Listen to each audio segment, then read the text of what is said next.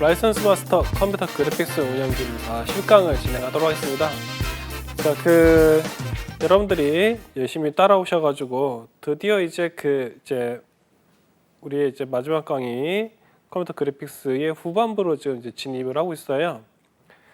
자, 이제 보시면은 여러분들이 이제 그 컴퓨터 그래픽스 운영기 응사의 그 시험 문제가 굉장히 광범위한 부분을 또 담고 있고, 또 그럼에도 우리가 이제 너무 어렵다고 덮어두기에는 우리가 이제 풀 수 있는 문제들, 그럼 우리가 좀 다룰 수 있는 문제들이 좀 많이 있다라는 것을 여러분들 아시게 되셨을 겁니다. 그래서 상당히 좀 흥미로운 자격증이라고 생각이 돼요.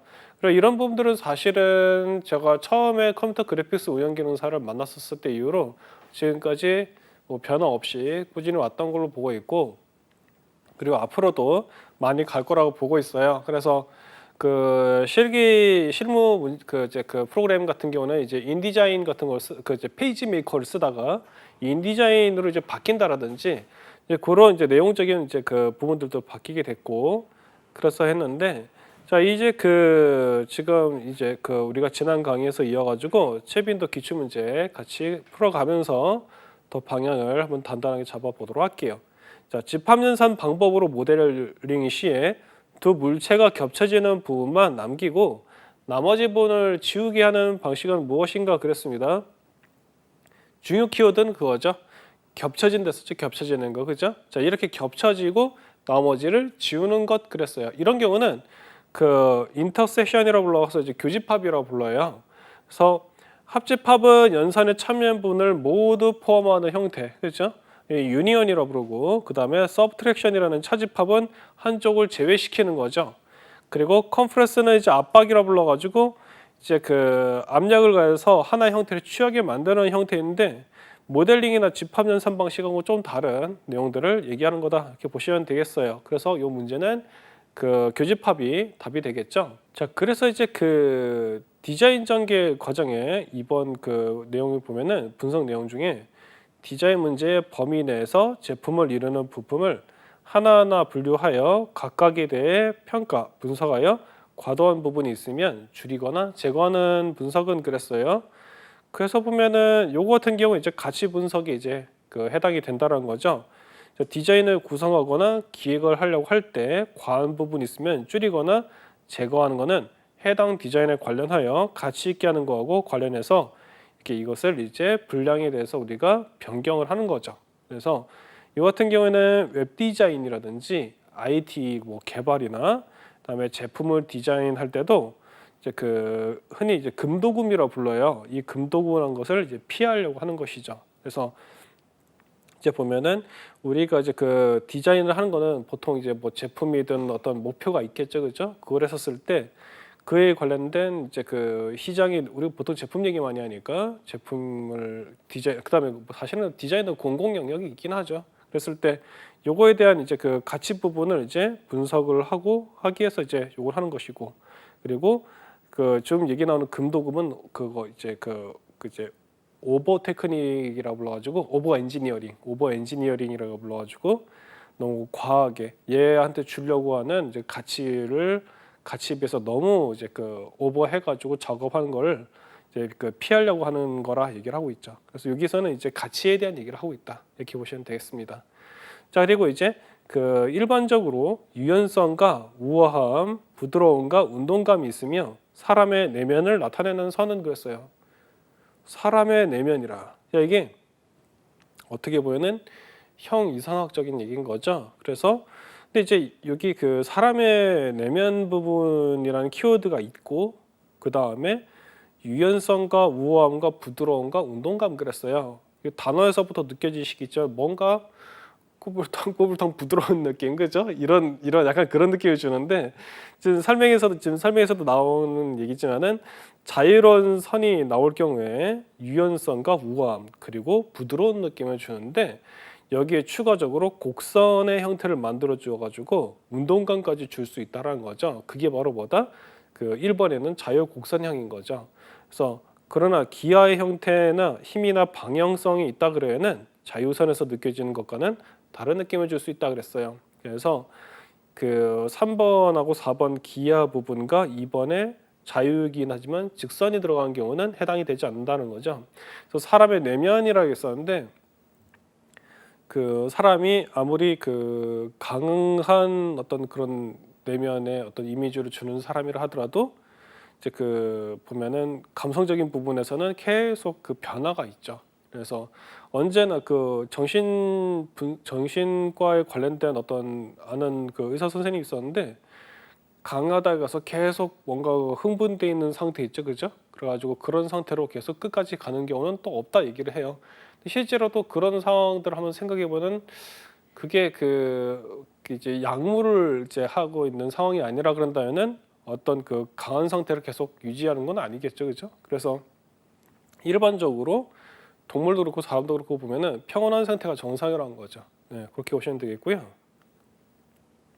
그리고 다음 문제를 보면은 그 색채, 질감, 형태, 무늬 등이 어떤 체계를 가지고 점점 커지거나 강해져 동적인 리듬감이 생겨나는 것은 그랬어요. 자, 이것은 이제 그 점2라고 그러는 건데 이 점2는 점들이 점점 확장돼가는 형태를 띈다는 거죠. 그래서 마치 그 우리가 그라데이션 효과를 보는 것 같은 효과를 준다라는 거예요. 자, 이건 하나의 예인데 이게 그 문제에서 얘기하는 것 같이 색채, 질감, 형태 등을 통해서 리듬감 있게 보여주는 게 이제 그 형태란 거고 이건 데이터 분석의 시각화에서도 사용되는 세련된 표현 기법이다 얘기했습니다.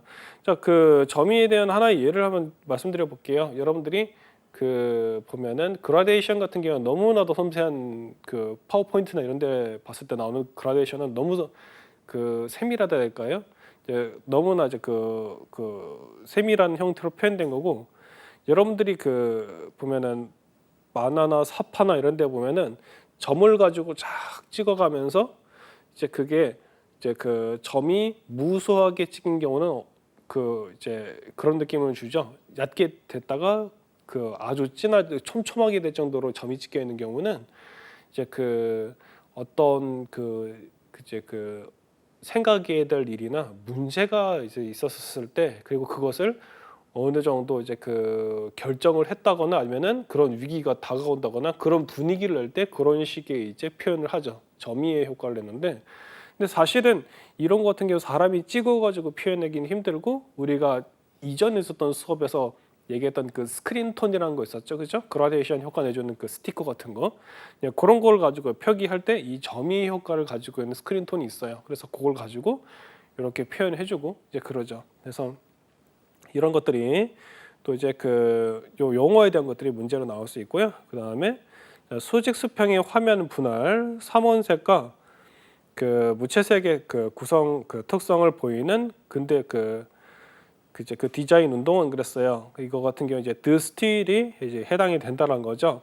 아르누보 드 스틸, 유겐트 스틸, 시 세션이라는 이런 용어들을 보게 되면은 이제 근대 이제 그 디자인하고 관련된 운동들이 그 용어들이에요. 근데 이런 것들을 보면은 잘 이제 익숙하지 않아가지고 눈에 잘 안 들어올 수가 있는데 이런 경우는 여기에서 나오고 있는 그 키워드들이 있죠. 요거하고 해당되는 그 운동의 명칭하고를 연결해서 자주 봐주시는 게 좋아요. 알겠죠? 그래가지고 어차피 여러분들이 그 자격증을 가지고 우리가 보통 얘기하는 장롱명화 되지 않으려면은 여러분들이 그리고 자격증을 딴다는 얘기는 그 자격증을 통해서 공부해서 실력을 인정받고 여러분들이 이제 보증하기 위해서 그런 거지 무슨 그 우리가 명예훈장 그죠? 그것처럼 채은어기식 우리 이제 그 굉장히 부정적으로 얘기하는 그 스펙 쌓기라고 부르는데 그런 식으로 해가지고 자격증을 따려는 건 또 아니잖아요, 그죠? 그렇기 때문에 그 이제 요걸 이제 이런 것들을 가지고 여러분들이 계속 용어를 익숙하게 하신 다음에 실무에 투입하시거나 그랬을 때는 정보를 이제 그 우리가 찾아낼 때도 확실히 다른 게 가능하고 여러분들을 통해서 나오는 아웃풋도 다른 것들이 나오겠죠. 그래가지고 아르노보나 이런 얘기를 하면 평소에 이제 그 이것을 이제 여러분들이 입에 그저 말로서 이제 많이 사용했던 용어들이 아닐 수도 있거든 사실은요. 디자인 영역이 계시다면은 이 용어가 익숙하지만은 그게 이제 시작을 하시는 분들은 이게 이제 익숙하지 않으실 수도 있는데 많이 말하세요.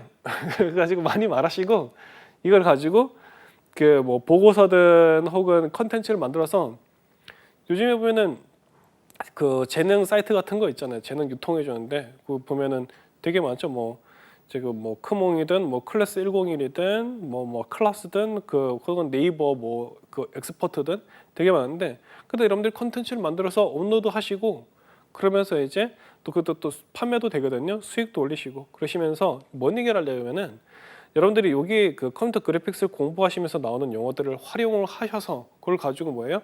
업무에도 쓰시고 그걸 가지고 콘텐츠도 만드시면서 그걸 가지고 돈을 버시면서 생활하시는 거죠. 그죠? 그게 이 얘기를 왜 하냐면은 그 장롱 면허가 되는 그 자동차도 그렇고요. 장롱 면허가 되는 그 제 첫 번째 이유가 안 써서 그래요. 안 써서 안 해서 그런 거예요. 그래서 그 영어도 마찬가지잖아요. 그 영어를 그 잘하는 그 이제 그 선생님이 있었는데 그분은 그 제2교포라 하셔가지고 그 외국에 많이 계시다가 이제 그 한국에 모국에 이제 그 부모님의 나라라서 왔었는데 여기서 오래 있다 보니까 하신 말씀이 뭐냐면 영어 실력이 감퇴를 한다는 얘기를 하시는 거예요. 감이 떨어져가지고 그러니까 그때는 이제 그 온라인 콘텐츠가 많지 않고 요즘에는 되게 다양한 거 앱도 나오고 그러니까 그렇게 하는데 그때는 그렇지 않았어가지고 영어를 쓰는 환경보다 한국어를 쓰는 환경이 많이 접하니까 오히려 자기 영어 실력이 줄어들고 있다라 그런 얘기를 하는데 그것처럼 많이 사용함으로써 이쪽 업계로 여러분들이 차츰 어떻게 되는 거예요? 편입되는 거예요. 편입. 그래서 아까도 말씀드렸지만은 여러분들이 그 누군가를 위해서 컨텐츠를 만드시고 이렇게 하시면서 어떻게 됐어요? 이 용어에 대한 개념들을 강화시키는 거예요. 강화시켜가지고 점점 본인들이 변화를 해간다는 거죠. 그래서 공부하고 자격증 공부 이런 것들이 이런 스터디들이 왜 결국에 하는 거냐면은 여러분들이 기존에 있는 것들에서 그냥 나 이런 거 할 줄 안다. 여기서 끝난 게 아니고 어떻게 보면 그거죠. 그 여러분들이 평소에 해오셨었던 그 비즈니스 이제 그 비즈니스 모델, BM이나 혹은 파이프라인이나 이런 것들을 확장시키거나 변화를 시키고, 그죠? 발전을 시키고 이제 그러려고 하신 거잖아요. 그럼 당연히 이걸 쓰셔야 되는 거예요. 쓰시고 그 이제 이 시장을 향해서 나아가시는 거고요. 저는 아직 그 비전문가인데 그런 것들을 할 수 있겠나요? 하실 수가 있는데요. 지금 수업 들으시잖아요. 수업 들으시고 자격증도 또 따시고 그래가지고 이쪽 일을 하시고 그러면서 어떻게 된 거예요? 차츰 나아가는 거죠. 예, 그렇게 해가지고 하시는 거다 보시면 되겠고요. 자, 이제 그 설명글을 한번 봐보겠습니다. 자, 아르누보는 새로운 예술이라고 해서 우리가 그 되게 유명한 작가분이죠. 알폰스 무아라는 분이 계세요. 그 그림 보면 되게 이제 우리가 지금 타로 카드나 달력 같은 데라든지 아트북이나 이런 데 많이 나오는 분이거든요. 거의 이게 그 이후에도 그 비슷한 유형의 구스타프 클림트라든지 그런 분들이 작품들이 되게 우리가 볼 때는 그 요즘에 요즘에 제 팬이 그 일본 만화죠, 그죠? 그 망가라 부르는 그런 스타일. 우리나라도 뭐 웹툰도 보면은 그런 스타일이긴 한데 그러한 형태의 그림이 나올 수 있는 아마 시초가 되셨을 거예요, 이분이. 왜 그래요는 우리가 지금도 그렇지만 순수 회화 같은 경우에는 유화로 해서 이제 어떤 그 추상화나 이제 그 구상화나 작품을 해가지고 그리는 형태인데, 근데 그러한 표현을 할 수가 있는데 굉장히 일러스트적인 느낌을 주면서도 그 그림 내용이 그렇게 가볍지가 않아요. 그래서 요 되게 독특한 표현 양식인데 이런 그 기존에는 본 적이 없는 그 상업 그 그림과 순수 예술을 그 포괄하는 그런 스타일들 있죠. 그게 바로 아르누보인 거거든요. 이 유겐트스틸이란 거는 독일에서 일어났던 그 새로운 예술의 형태라고 보시면 되겠고, 그리고 이제 전위적인 예술이고 그다음에 아르누보의 영향을 받았던 그 시 세션이라는 것도 있죠. 근데 여기서는 그 드스틸이란 것은 보면은 그 단순성과 추상성을 추구했었던 그 디자인 운동이었다. 예, 그렇게 보시면 될 것 같아요.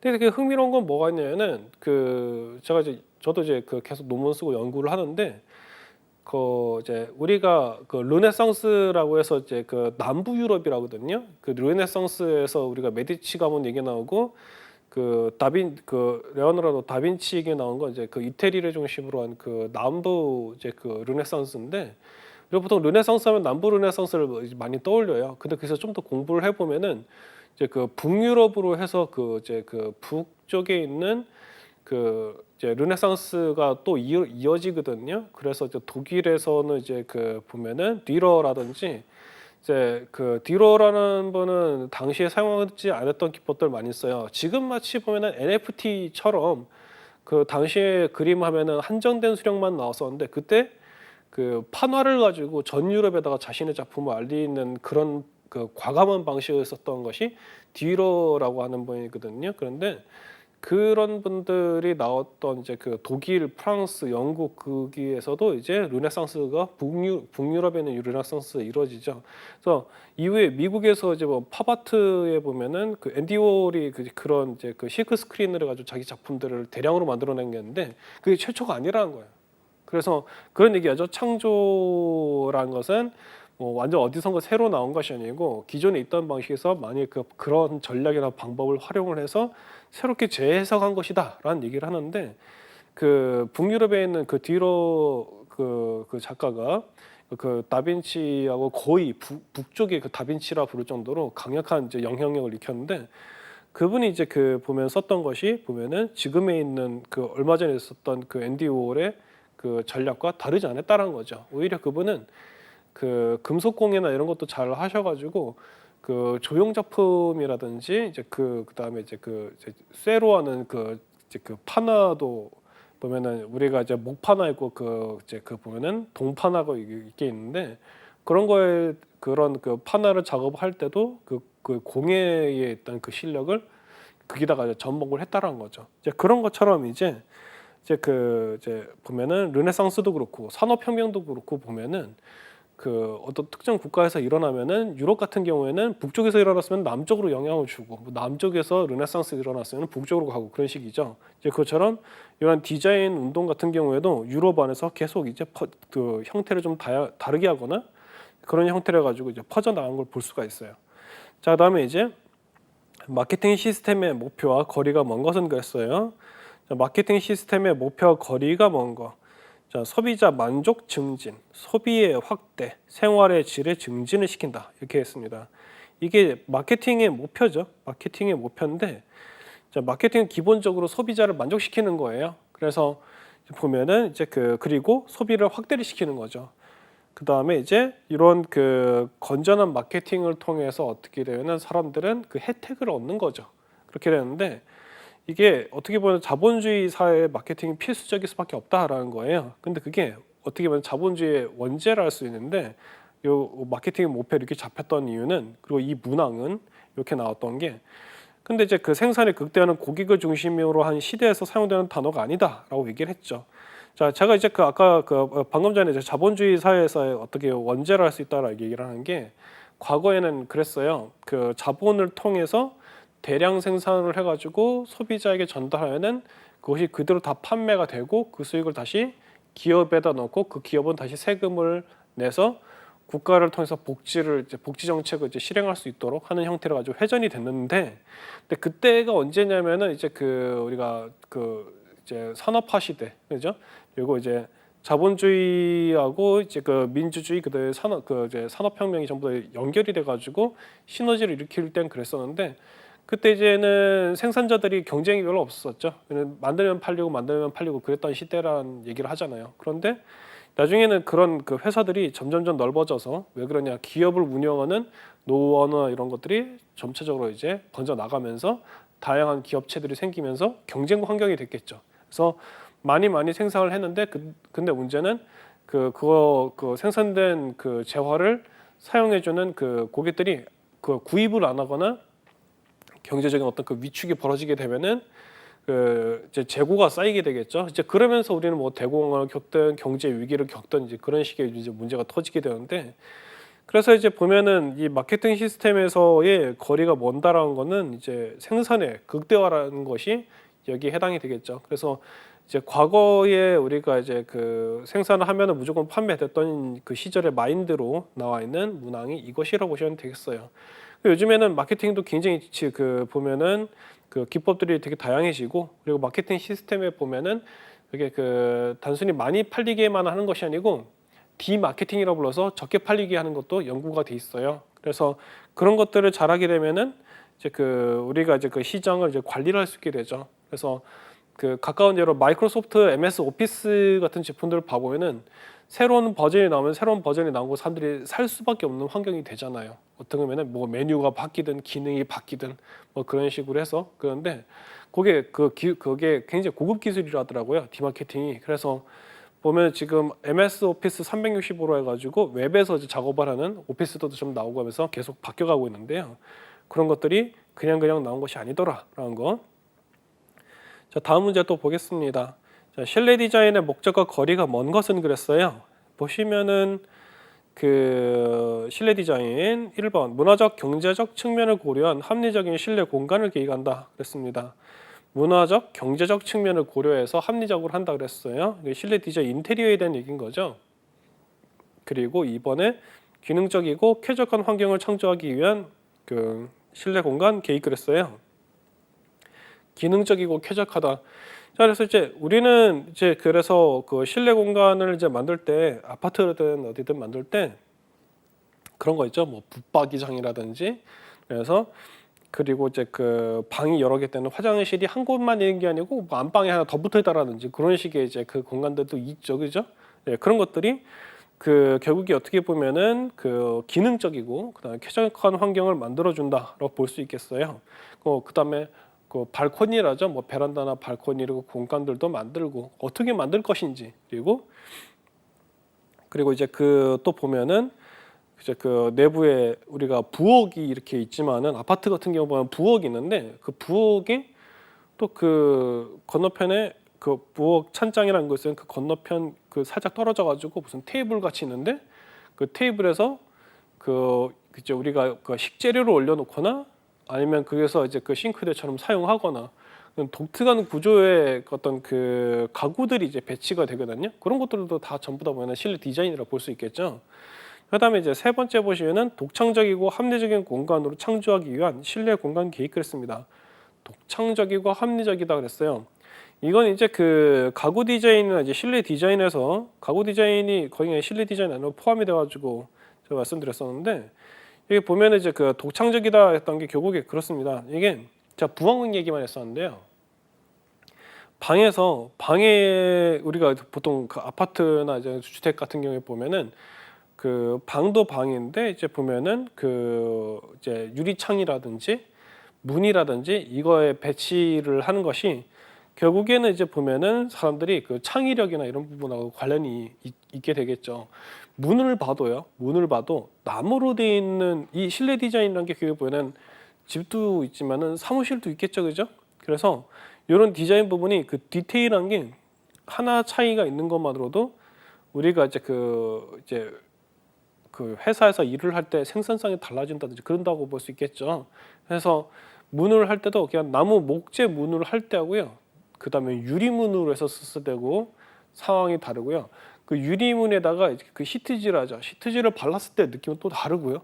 그래서 그리고 그다음에 그 회의실인데 그 이제 그 전면 유리로 돼 있는 경우하고요. 그다음에 그 우리가 그 이제 보면은 그 이제 그 차양막식으로 가지고 이제 막아놓거나 아니면은 뭐 시트지를 바르거나 아니면은 그 이제 완전히 오픈되어 있는 아예 유리도 없고 문도 없고 하거나 그죠? 이제 그렇게 해서 대신 그렇게 했었을 때 그 사이드에다가 식물을 놔둔다라든지 이제 그런 경우도 있죠. 제가 어떤 그 연수원을 갔었는데 그 말씀드리면 바로 알 만한 그런 대기업이에요. 대기업인데 되게 신기했던 게 그 이제 회의실이라고 하는데 그냥 뻥 뚫렸어요. 뻥 뚫리고 굉장히 넓은데 계단식으로 이렇게 돼 있어요. 그 의자도 그냥 그 되게 편안한 의자 가지고 이렇게 어떤 그 고체형이 아니고요. 그 소파 같이 되는데 천으로 돼 있어가지고요. 저는 거기 딱 앉자마자 좀 그때 피곤했긴 했는데 앉고서 다 머리를 딱 기대자마자 몇 초 안 돼서 바로 잠들어 버렸어요. 그 정도로 편안한. 근데 거기서 앉아가지고 다들 모여서 얘기를 하고 있는 거예요. 그래서 마치 그 우리가 그런 그 서양 그림 있잖아요. 그 아테네에서 이제 그 소크라테스하고 가지고 이제 그 유명한 르네상스 그림인데 그 아마 그 당시가 그랬을 거예요. 르네상스 때 그린 그림으로 알고 있는데 근데 거기에 보면은 계단에서 앉아가지고 그 얘기를 듣는 철학자도 있고 되게 다양한 철학자들이 나오는데요. 마치 그것처럼 편안하게 이렇게 얘기를 할 수 있는 그런 그 회의실도 있더라고요. 그래서 너무 되게 신기했어요. 그리고 제가 전에 그 업무상 그 초청이 이 업무상 이제 저한테 이제 이제 회의차 해서 네이버의 그 본사에 갔었는데 너무 신기했던 게 귀엽기도 하고 보였네요. 책상이 이렇게 있는데 그 위에 그 네이버는 녹색이니까 그 잎사귀 모양으로 해가지고 이렇게 그 사람이 딱 앉아 있으면 그 위에 잎사귀 모양으로 해가지고 이렇게 있는 거예요.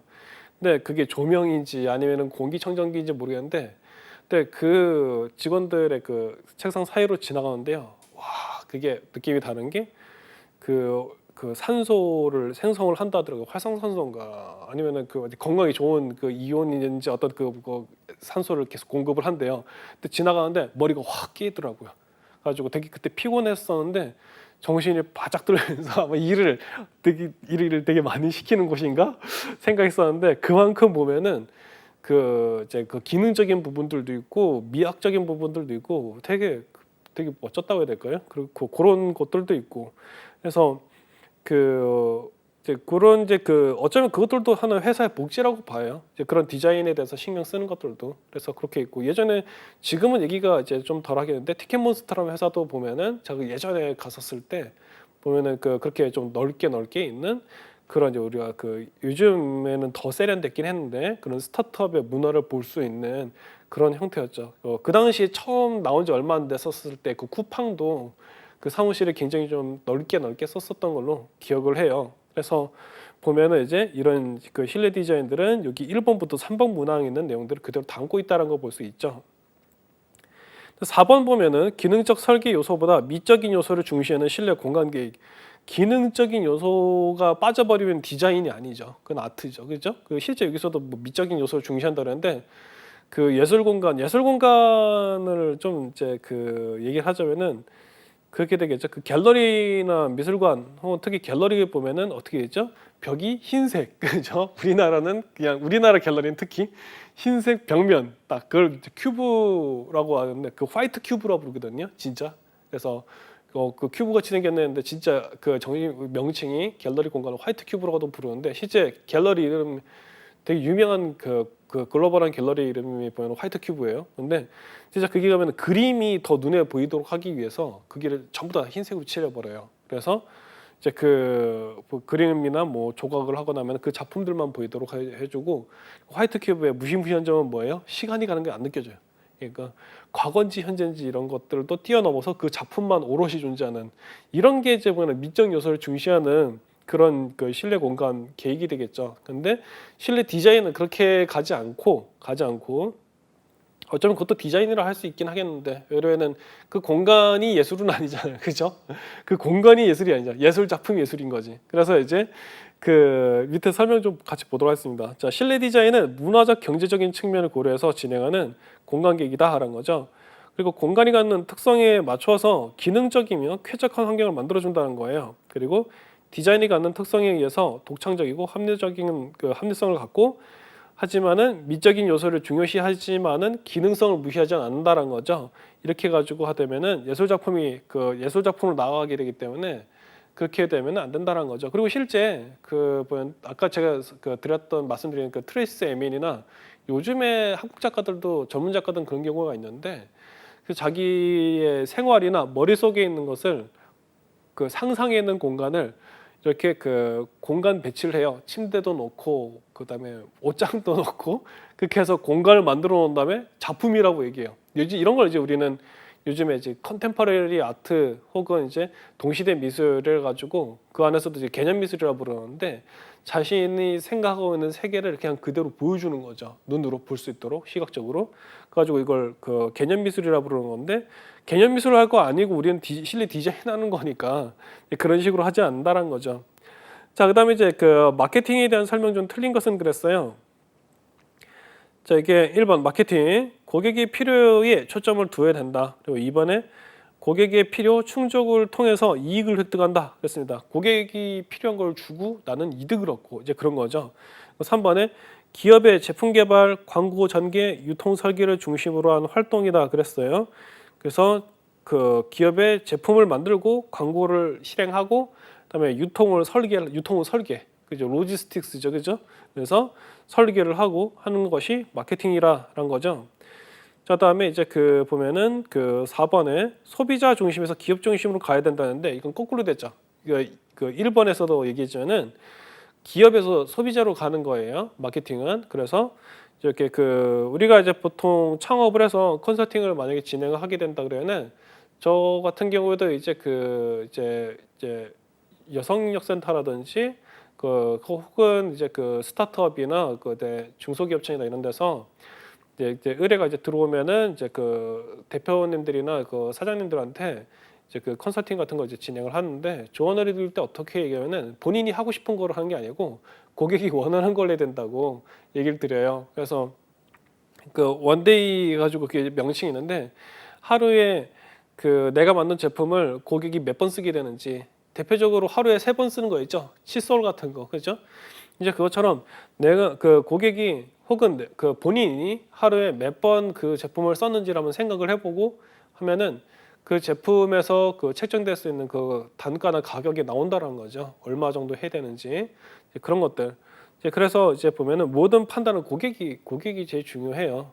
그래서 고객이 필요에 집중되는 활동이 바로 마케팅이고 설명글에 보시면은 만약 이러한 것을 고려하지 않고 대량 생산 들어갈 경우에 재고가 쌓인다는 거죠. 그 재고 쌓이면은 벌써 이제 위험이 이제 다가오는 거죠. 그래서 경제가 제대로 돌아가지 않아서 결국 기업의 부실과 폐업 그리고 그 기업에서 근무했던 그 사람들은 해고를 당하고 경제는 그 해고 당하고 그 조직이 망하는 걸로 끝나는 게 아니고 이게 여파가 계속 몰려가지고 그 경제가 위기를 맞게 된다는 거죠.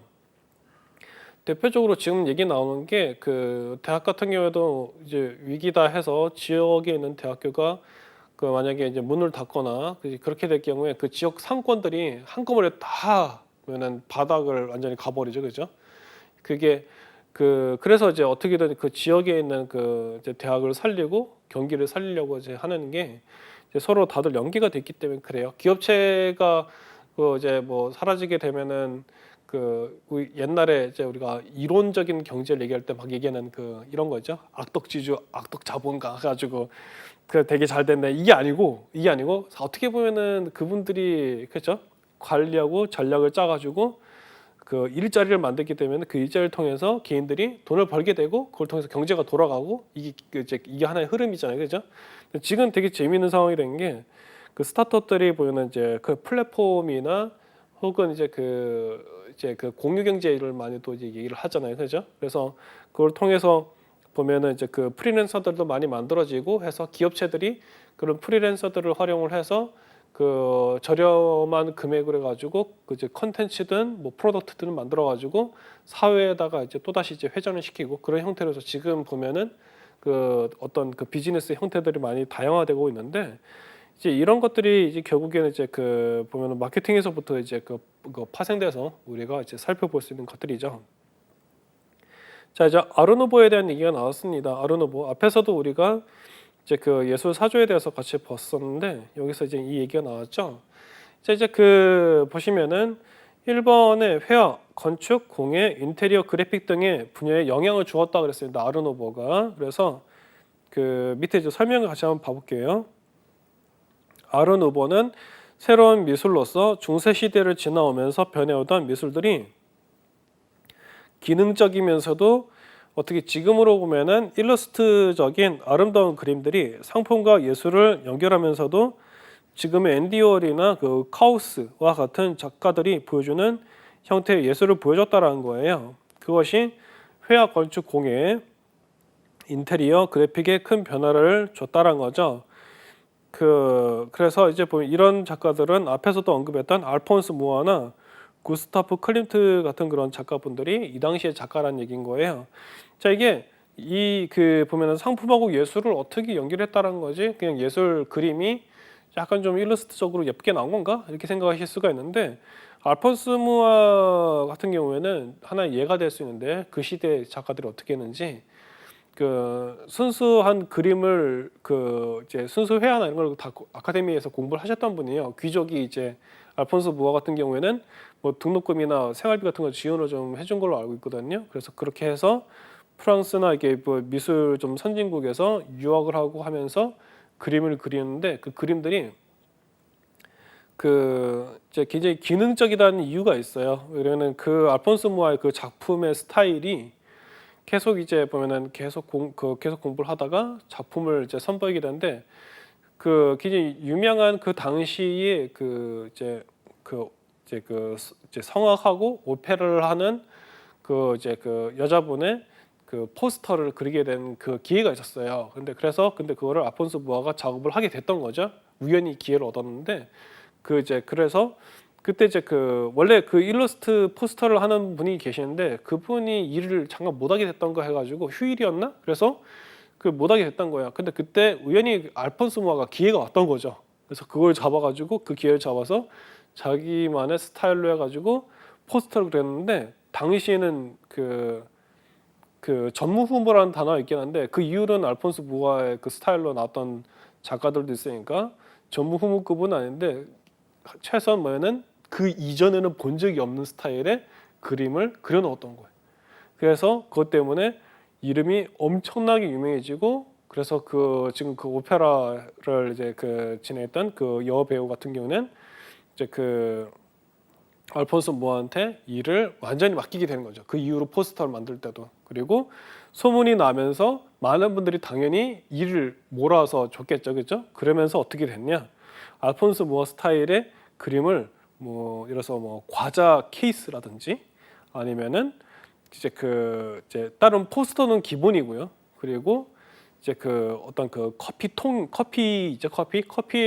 통에다가 알폰소 무아의 그림을 거기다가 인쇄를 한다든지 그래서 제품으로 그림을 담길 수 있는데 웬만한 곳은 알폰소 무아의 작품이 그게 이제 실렸던 거예요.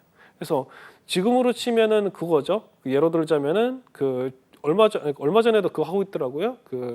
스타벅스가 디즈니에 있는 미키마우스나 그런 캐릭터들하고 이제 콜라보가 돼가지고 커피 위에 뿌리는 커피 가루인가요? 제가 커피에 대해서 전문가가 아니라 가지고 근데 이걸 이렇게 쭉 뿌려줬는데 미키마우스 라인이 쫙 그려지는 거예요. 그런 식으로. 그래서 그렇게 하고 그다음에 요즘에는 제품들하고 웹툰이나 그런 만화 그런 거하고 많이 콜라보를 진짜 많이 하죠, 그죠? 예전에는 일반 드라마는 일반 드라마 작가가 글을 이제 썼는데 지금도 그렇게 하고 계시지만은 최근에 보면은 웹툰을 기반으로 해가지고 드라마를 만들기도 하죠. 무빙인가 초능력자들 나오는 거 이제 그런 거라든지 그것처럼 기존에는 그런 개념은 있긴 했는데 순수 예술하고 결합을 한 제품들이 그렇게 많지 않았던 걸로 얘기 나와요. 근데 이 아르누보 시절에는 이 시대에는 그런 것이 이제 폭발적으로 일어났다는 거죠. 그래서 매출이 되게 많이 나왔고 이게 일을 얼마나 많이 했었냐면 지금 보면은 알폰소 무아가 나중에 자기 작품 그리는 방법에 대한 책을 만들어요. 책을 만들어서 그걸 유통을 시켜버려요. 그래서 이런 그림을 그리려고 그러면은 내가 한 그림 스타일로 해가지고 이제 일러스트를 만들게 되면은 이제 디자인이 이렇게 나온다. 그래가지고 그런 하나의 템플릿이라 해야 될까요? 이제 그런 걸 만들어가지고 유통을 시킬 정도로 일이 본인 떠오르는 게 너무 많으니까 그냥 여러분들이 알아서 하세요. 약간 그런 거 있죠, 그렇죠? 그런 식의 매뉴얼을 만들어가지고 외부에 공개를 해버릴 정도로 일이 정말 많이 들어간 거죠. 그래가지고 약간 좀 부럽겠다라는 생각이 들기도 하는데, 근데 거의 시대의 아이콘 같은 느낌으로 해서 했던 거죠. 그래서 지금도 이 정도로 해가지고 영향을 주는 분들이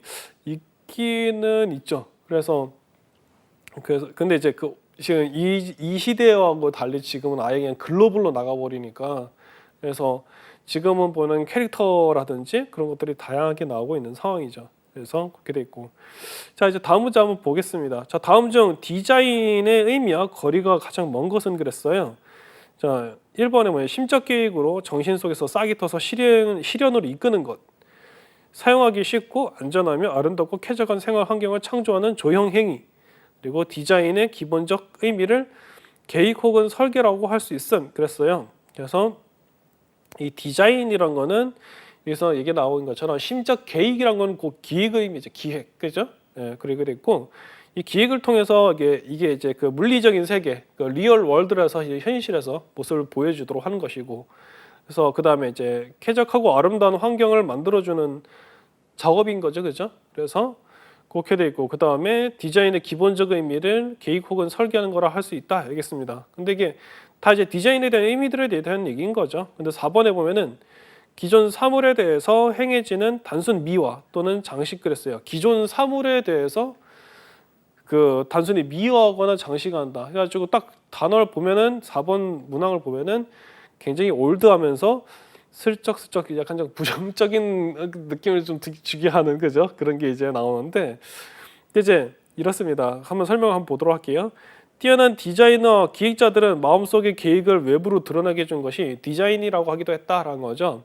그리고 이러한 디자인에 의해서 일반인들의 삶은 한층 더 아름다움을 누리게 된다 했었고요. 하나 예를 들자면 이래요.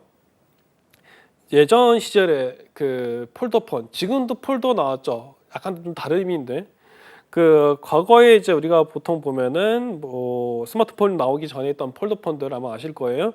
그 당시에는 솔직히 좀 그 폴더폰의 그 이제 그 시장이 좀 올드해졌을 때 봐보면은 그러니까 이름과 타이틀만 다를 뿐이지 기능들도 똑같고 그냥 폴더폰인데, 이제 그 뭐 그냥 전화기인데 이래저래 말 붙이는 약간 그런 느낌이 좀 강했어요. 그래서 요즘에는 때가 그 연비 쓰신 분들은 아마 아실 거예요. 이 얘기하면은 거의 완전 좀 그 레트로야 될까?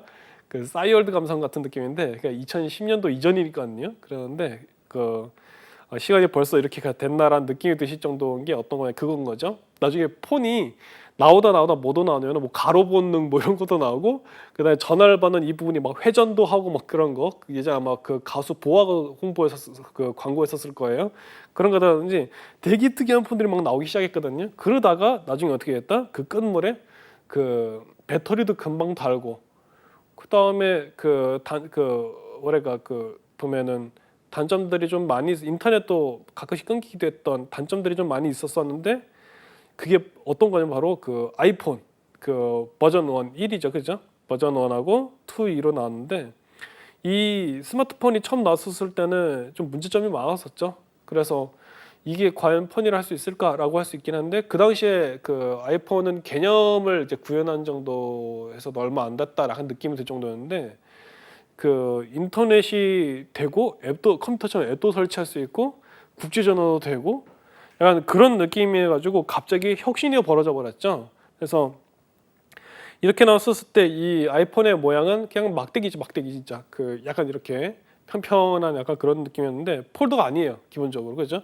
근데 기존에 있는 폰하고 느낌을 좀 비슷하게 갔던 게 그 블랙베리라는 그 스마트폰이 있죠. 그것도 스마트폰 범주엔 들어가죠. 근데 그거는 이제 자판이 붙어 있었단 말이에요. 근데 아이폰은 그것도 없죠. 그죠? 그래서 그랬는데 이게 이후로 아직 그 관점이 많이 달라졌다는 거예요. 그래서 어떻게 보면은 그 디자인이란 거는 일종의 그 혁신이기 때문에 그 기존의 단순 추가가 아니라는 거죠. 단순 추가는 디자인이라고 할 수는 없다는 거죠. 그래서 이제 보면은 4번이 이제 이 문제에서의 답안이 된다, 이렇게 보시면 될 것 같아요. 그래서 굉장히 터프하게 나왔었던 그 스마트폰 이후에 그 보는 그 애플 같은 경우에는 거의 시장을 창조하는 수준에 갔는데, 그때 그 아이패드 같은 태블릿도 만들고, 그다음에 맥북 에어 같이 심하게 얇은, 그죠? 그런 노트북도 나오고 했었죠. 그다음에 뭐 스마트워치도 나오고, 그다음에 이제 그 지금 이제 그 VR이라 해야 될까요? XR이라 했던가? 그래서